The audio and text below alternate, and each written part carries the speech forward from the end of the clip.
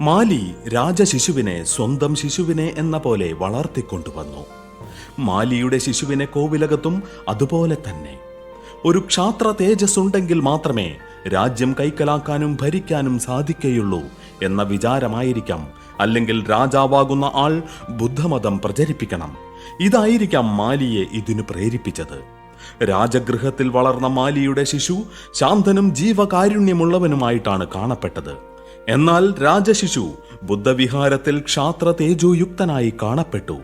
ചെറുപ്പം മുതൽക്കു തന്നെ കയ്യൂക്കു കാണിക്കണമെന്നും മറ്റുള്ളവർ തന്റെ അധികാരം ആദരിക്കണമെന്നും മറ്റും ബാലിയുടെ പുത്രൻ ശാഠ്യം പിടിക്കുന്നത് കണ്ടുകൊണ്ടിരുന്ന ആളുകൾ ഇവനൊരു ക്ഷത്രിയ ബാലൻ തന്നെ, ഇവൻ നാടുഭരിക്കാൻ യോഗ്യനാണ്, നേരെ മറിച്ച് കൊട്ടാരത്തിൽ ഈ പ്രായത്തിൽ തന്നെ ഒരു കൊച്ചു തമ്പുരാനുണ്ടല്ലോ, അദ്ദേഹം വെറും ശാന്തൻ, മറ്റു കുട്ടികളെ നുള്ളി നോവിക്കാൻ പോലും അദ്ദേഹത്തിന് വിഷമമാണ്, നേരെ മറിച്ചായിരുന്നു വേണ്ടത്, ഇങ്ങനെ വരാൻ ഹേതുവെന്ത് എന്നും മറ്റും അഭിപ്രായങ്ങൾ പറയുവാൻ തുടങ്ങി.